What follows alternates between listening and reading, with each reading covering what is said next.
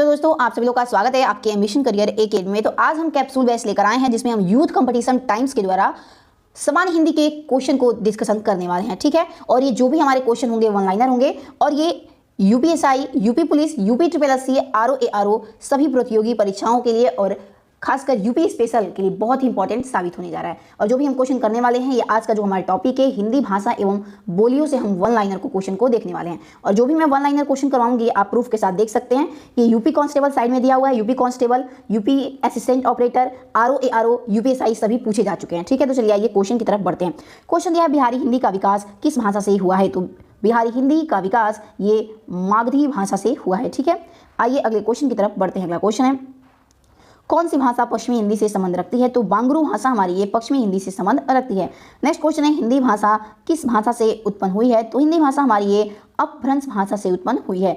Next question Arunachal Pradesh की आदिम जनजाति कौन सी भाषा बोलते हैं। तो अरुणाचल प्रदेश की जो आदिम जनजाति है ये आदि भाषा बोलते हैं। नेक्स्ट क्वेश्चन छत्तीसगढ़ की प्राचीन भाषा का नाम क्या था। जो छत्तीसगढ़ है वहाँ की प्राचीन भाषा का नाम कोसली था। नेक्स्ट क्वेश्चन दिया है हमारा नागालैंड में कौन सी भाषा बोली जाती है। तो नागालैंड में अंगामी भाषा बोली जाती है। अगला क्वेश्चन है हिंदी के उद्भव के सही अनुक्रम का चयन करना है, यानी कि हिंदी का बढ़ता हुआ जो अनुक्रम है यानी कि पाली, प्राकृत, अपभ्रंश, इसके बाद फिर हिंदी का उत्पत्ति हुआ, ठीक है। अगला प्रश्न है डॉक्टर भोलेनाथ तिवारी ने अपभ्रंश के कितने भेद माने हैं। तो डॉक्टर भोलेनाथ तिवारी ने अपभ्रंश के 7 भेद माने हैं।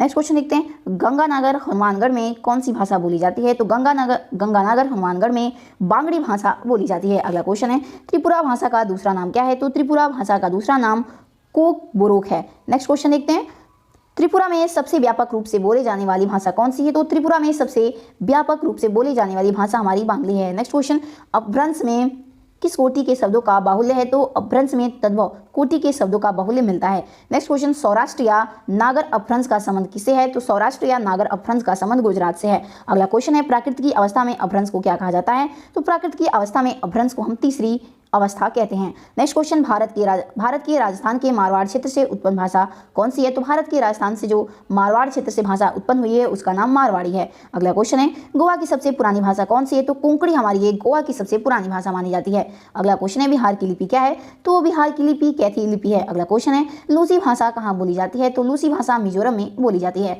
अगला क्वेश्चन दिया है अपभ्रंश का सर्वाधिक विवादित पहलू कौन सा है। तो अपभ्रंश का जो सर्वाधिक विवादित पहलू है अपभ्रंश का भेद है, ठीक है। अगला क्वेश्चन है कौन स्वर युग्म अपभ्रंश की वर्णमाला में नहीं है। तो ए और औ ये दोनों ही स्वर हमारे अपभ्रंश की वर्णमाला में नहीं आते हैं। नेक्स्ट क्वेश्चन दिया है संसार की भाषाओं का हिंदी का कौन सा स्थान है। तो संसार में भाषाओं में हिंदी का तीसरा स्थान है, यानी कि सबसे अधिक बोले जाने वाली संसार में तीसरी भाषा हमारी हिंदी है।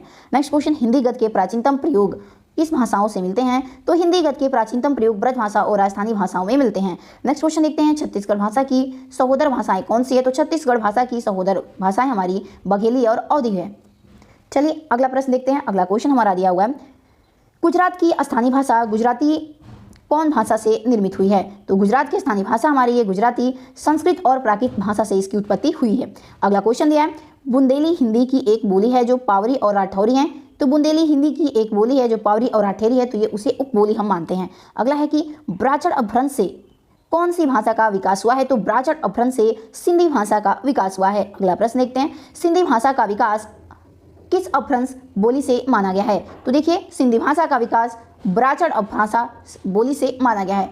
अगला प्रश्न दिया है दक्षिणी अपभ्रंश को निराधार एवं अवैज्ञानिक कहा गया है। तो दक्षिणी अपभ्रंश को निराधार एवं अवैज्ञानिक ये डॉक्टर नामवर सिंह के द्वारा कहा गया है।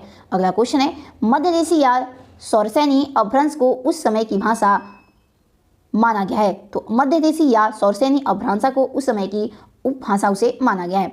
अगला प्रश्न है कानपुर में बहुसंख्यक लोग कौन सी भाषा बोलते हैं। तो कानपुर में बहुत से लोग हिंदी और कन्नौजी भाषा का प्रयोग करते हैं। अगला प्रश्न है कौन व्यंजन अपभ्रंश की वर्णमाला में नहीं है। तो षटकोण हमारा ये व्यंजन अपभ्रंश वर्णमाला में नहीं आता है। अगला प्रश्न देखते हैं हिंदुस्तानी भाषा का रूप कौन सा है। तो हिंदुस्तानी भाषा का रूप हिंदी, उर्दू और मिश्रित रूप मिलता है। अगला प्रश्न है अपभ्रंश भाषा की विशेषताओं के संबंध में कौन असत्य है। तो कारकों के रूप में अधिक हो गए थे, ये हमारा जो दिया है ये असत्य है। इसमें क्वेश्चन उस हिसाब से लिया गया है जो बाई ऑप्शन वाई, तो सिर्फ और सिर्फ हमने आंसर को चूज किया है, ठीक है। इसलिए इसमें दिया है कि कारकों के रूप में अधिक हो गए, ये हमारा असत्य हो जाएगा।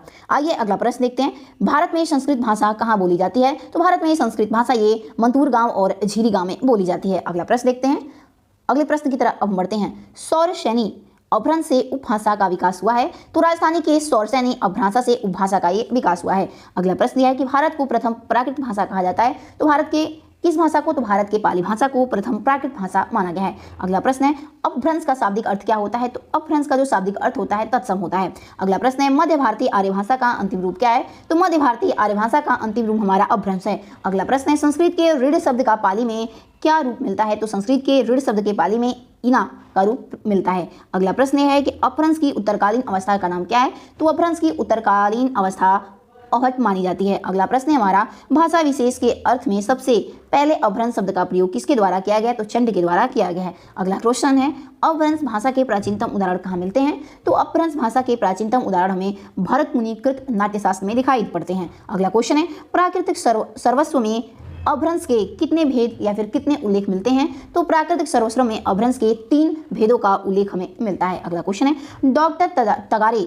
के अनुसार अपभ्रंश के कितने भेद हैं? तो डॉक्टर तगारे के अनुसार अपभ्रंश के 3 भेद हैं। अगला प्रश्न है पैसाची भाषा वह प्राकृत भाषा है जो प्राचीन समय में भारतवर्ष के किस प्रदेश में बोली जाती थी? तो पैसाची भाषा वह प्राकृतिक भाषा है जो प्राचीन समय में ये भारत के पश्चिमोत्तर प्रदेशों में बोली जाने वाली भाषा थी। अगला क्वेश्चन देखते हैं। अगला क्वेश्चन है संस्कृत, थोड़ा देखिएगा यहाँ पे क्वेश्चन में गैप दूर दूर लिखा है। संस्कृत भाषा का दूसरा नाम क्या है? तो संस्कृत भाषा को हम देव भाषा भी कहते हैं। ये बहुत ही अच्छा क्वेश्चन है। अगला क्वेश्चन देखते हैं बोडो भाषा मुख्य रूप से भारत के किस राज्य में बोली जाती है? तो बोडो भाषा ये भारत के मुख्य रूप से असम में बोली जाने वाली भाषा है। अगला क्वेश्चन है ब्याड़ी और पतंजलि ने अपभ्रंश शब्द का प्रयोग किस अर्थ में किया है? तो उन्होंने संस्कृत के मानक शब्दों से भिन्न भ्रष्ट और अशुद्ध शब्दों के अर्थ में किया है। अगला क्वेश्चन है पश्चिम हिंदी का विकास किस अपभ्रंश से हुआ है? तो पश्चिम हिंदी का विकास सौरसैनी अपभ्रंश से किया गया है।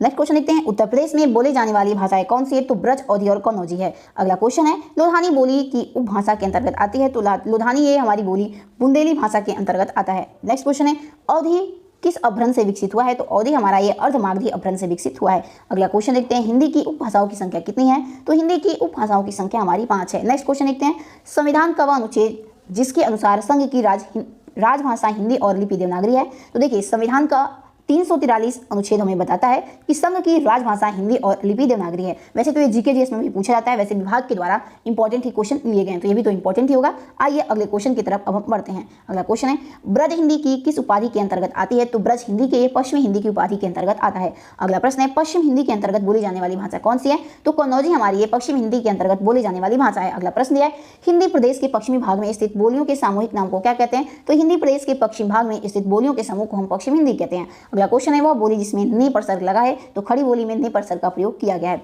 अगला क्वेश्चन है हिंदी खड़ी बोली किस अपभ्रंश से विकसित हुई है? तो हिंदी हमारी सौरसैनी अपभ्रंश से विकसित हुआ है। अगला क्वेश्चन देखते हैं खड़ी बोली निकली है? तो खड़ी बोली ये पश्चिम हिंदी से निकलती है। नेक्स्ट क्वेश्चन देखते हैं भारत में सर्वाधिक खड़ी बोली जाने वाली कौन सी भाषा है? तो भारत में सर्वाधिक खड़ी बोली जाने वाली भाषा हमारी हिंदी है। अगला क्वेश्चन है पंजाबी, राजस्थानी, हरियाणी, ब्रज से प्रभावित साहित्य खड़ी बोलियां या देहलवी सेवा हिंदी जिसका विकास हुआ है? तो वो हमारी मानक भाषा है। अगला क्वेश्चन है मानक हिंदी का विकास कैसे हुआ है? तो खड़ी बोली के द्वारा मानक हिंदी का विकास हुआ है। नेक्स्ट क्वेश्चन देखते हैं। अगला क्वेश्चन है वर्तमान हिंदी का खड़ी बोली नाम पढ़ने की वजह क्या थी? तो वर्तमान हिंदी खड़ी बोली नाम पढ़ने की वजह थी इसमें खड़ी मात्रा का प्रयोग अधिक बार हुआ है। अगला क्वेश्चन है दिल्ली, मेरठ, बिजनौर और सहारनपुर के निकटवर्ती क्षेत्रों में बोले जाने वाली बोली कौन सी है? तो दिल्ली, मेरठ, बिजनौर और सहारनपुर के निकटवर्ती क्षेत्रों में बोले जाने वाली बोली हमारी खड़ी बोली है। अगला क्वेश्चन देखते हैं मथुरा, आगरा, धौलपुर, ग्वालियर आदि क्षेत्र में बोली जाने वाली भाषा कौन सी है? तो हमारी ब्रज भाषा है। अगला क्वेश्चन देखते हैं बांगरू उपभाषा वर्ग की बोली है? तो ये पश्चिमी हिंदी की हमारी बोली है। अगला क्वेश्चन देखते हैं बांगरू भाषा ज़्यादातर बोली जाने वाली भाषा कैसी है? तो ये हरियाणा में बोली जाने वाली भाषा है। अगला प्रश्न देखते हैं उत्तर प्रदेश में बोले जाने वाली प्रमुख बोलियां प्रमुख स्थान है? तो उत्तर प्रदेश में कन्नौजी भाषा जो हमारी बोले जाने वाली है वहाँ की प्रमुख स्थान है। अगला क्वेश्चन है कौरवी बोली को क्या कहते हैं? तो कौरवी बोली को हम खड़ी बोली भी कहते हैं। अगला क्वेश्चन है कन्नौजी बोली मुख्य रूप से कहाँ बोली जाती है? तो कन्नौजी बोली मुख्य रूप से फर्रुखाबाद में बोली जाती है। नेक्स्ट क्वेश्चन दिया है अवधी शब्द का अर्थ क्या होता है? तो अवधी शब्द का अर्थ अवध की भाषा से है। अगला प्रश्न है अवधी उपभाषा वर्ग की बोली है? तो अवधी हमारी ये पूर्वा हिंदी होगा, पूर्वी हिंदी की उपभाषा वर्ग की बोली है। नेक्स्ट क्वेश्चन बघेली बोली का क्षेत्र क्या है? तो बघेली बोली का क्षेत्र हमारा रीवा है। नेक्स्ट क्वेश्चन है बघेली बोली का संबंध है? तो बघेली बोली का संबंध पूर्वी हिंदी से है। अगला क्वेश्चन है छत्तीसगढ़ी भाषा की बोली कैसी है? तो ये छत्तीसगढ़ी बोली की भाषा हमारी पूर्वी हिंदी से है। अगला क्वेश्चन है वह बोली जो राजस्थानी हिंदी के अंतर्गत आती है? चलिए अगला क्वेश्चन देखते हैं। दिया है अगला क्वेश्चन, पहाड़ी बोली क्या है? तो मंडवाली हमारी ये पहाड़ी बोली में के अंतर्गत आती है। अगला क्वेश्चन है, गाजीपुर में बोले जाने वाली प्रमुख बोली कौन सी है? तो भोजपुरी हमारी गाजीपुर में बोले जाने वाली प्रमुख भाषा है। अगला क्वेश्चन देखते हैं। अगला क्वेश्चन है, बिहारी हिंदी की बोली का नाम क्या है? तो बिहारी हिंदी बोली का नाम मगही है। अगला क्वेश्चन है, हिंदी भाषा की विख्यात बोलियों की संख्या कितनी है? तो हिंदी भाषा की विख्यात बोलियों की संख्या टोटल 8 है। अगला क्वेश्चन है, ब्रज भाषा का विकास किस अपभ्रंश से हुआ है? तो ब्रज भाषा का विकास सौर यानी अपभ्रंश से हुआ है। अगला क्वेश्चन है, हिंदी भाषा की लिपि क्या है? तो देवनागरी हमारी उसकी लिपि है। अगला क्वेश्चन है, हिंदी के अतिरिक्त वह भाषा जिसे देवनागरी लिपि में लिखी जाती है? तो हिंदी के अतिरिक्त हमारी नेपाली भाषा है जिसे देवनागरी लिपि में लिखी जाती है। अगला क्वेश्चन है, भाषा में आर्य भाषा का आरंभ कब हुआ? तो भाषा में आर्य भाषा का आरंभ 1500 ईसा पूर्व के आसपास के समय हुआ है। अगला क्वेश्चन है, भारतवर्ष के लिए हिंदी भाषा का नाम सबसे पहले किसने सुझाया था? तो भारतवर्ष के लिए हिंदी भाषा का नाम सबसे पहले ये राजा राम मोहन राय के द्वारा सुझाया गया था। अगला क्वेश्चन है, भारतीय संविधान में हिंदी भाषा को मान्यता कब प्रदान की गई? तो भारत के संविधान में हिंदी भाषा को मान्यता 14 सितंबर 1949 में दिया गया था। अगला क्वेश्चन है, कन्नड़ का संबंध किस भाषा परिवार से है? तो कन्नड़ का संबंध द्रविड़ भाषा परिवार से है। नेक्स्ट क्वेश्चन देखते हैं, लिपि की आवश्यकता क्यों होती है? तो भाषा के लिखने में लिपि का प्रयोग किया जाता है। अगला क्वेश्चन है, गोवा की स्वीकृत राजभाषा क्या है? तो गोवा की स्वीकृत राजभाषा हमारी कोंकणी है। नेक्स्ट क्वेश्चन है, संस्कृत भाषा का अपभ्रंश भाषा है? तो संस्कृत ये पाली भाषा का अपभ्रंश भाषा है। अगला क्वेश्चन है, वह बोली अथवा भाषा जो हिंदी के अंतर्गत नहीं आती? तो तेलुगु हमारी ये हिंदी के अंतर्गत नहीं आती है। नेक्स्ट क्वेश्चन है, भारतवर्ष में हिंदी का वर्ग क्या है? तो राजभाषा है। आइए अगले क्वेश्चन की तरफ अब हम बढ़ते हैं। अगला क्वेश्चन है, ब्रजबुली नाम से कौन भाषा जानी जाती है? तो पुरानी बांग्ला को हम ब्रजबुली के नाम से जानते हैं। नेक्स्ट क्वेश्चन है, मानक हिंदी से क्या तात्पर्य है? तो मानक हिंदी का तात्पर्य आदर्श के रूप में हिंदी की स्वीकार्य का रूप होता है। अगला क्वेश्चन है, अधिकतर भारतीय भाषाओं का विकास किस लिपि से हुआ है? तो अधिकतर भारतीय भाषाओं का विकास ब्राह्मी लिपि के द्वारा किया गया है। अगला क्वेश्चन है, गुरुमुखी भाषा की लिपि है? तो गुरुमुखी ये पंजाबी भाषा की लिपि है। अगला क्वेश्चन है, प्राकृत भाषा कौन है? तो जैनियों की ये भाषा है। नेक्स्ट क्वेश्चन देखते हैं, देवनागरी लिपि में किए गए सुधार से संबंधित बाल गंगाधर तिलक द्वारा सुझाए गए फॉन्ट का नाम क्या है? तो उनका नाम तिलक फॉन्ट था। अगला क्वेश्चन है, वह क्षेत्र जिसकी बोली की काशी कहा जाता है? तो यानी कि वाराणसी की बोली। अगला क्वेश्चन है, देवनागरी लिपि का सर्वप्रथम कहां प्रयोग हुआ था? तो इसका प्रयोग जयभट्ट के शिलालेख में किया गया था। अगला क्वेश्चन देखते हैं, बिहारी बंगला उड़िया असमिया का जन्म अपभ्रंश से किस रूप से हुआ है? तो मागधी से इनका जन्म हुआ है। अगला क्वेश्चन देखते हैं, भारत के संदर्भ में अपभ्रंश शब्द के प्रयोग का प्रारंभ किस वर्ष मिलता है? तो भारत के संदर्भ में अपभ्रंश शब्द का प्रयोग 6वीं शताब्दी में मिलता है। अगला क्वेश्चन है, भारत के व्याकरण सम्मत आदर्श रूप को कहते हैं? तो मानक भाषा को हम कहते हैं। अगला क्वेश्चन है, स्वाधीनता आंदोलन के समय राष्ट्रभाषा हिंदी के विकास के लिए किसने सुझाव दिया था? तो स्वाधीनता आंदोलन के समय राष्ट्रभाषा हिंदी के विकास के लिए सुझाव महात्मा गांधी के द्वारा दिया गया था। अगला क्वेश्चन है, राजभाषा से क्या अभिप्राय है? तो राजभाषा का मतलब होता है सरकारी कार्यालयों में इसका प्रयोग होना। नेक्स्ट क्वेश्चन देखते हैं। अगला क्वेश्चन है, जनगणना 2021 के हिसाब से भारत में सबसे अधिक बोली जाने वाली भाषा कौन सी है? तो जनगणना 2001 के हिसाब से भारत में सबसे अधिक बोली जाने वाली भाषा हमारी बांग्ला है, बंगाली है।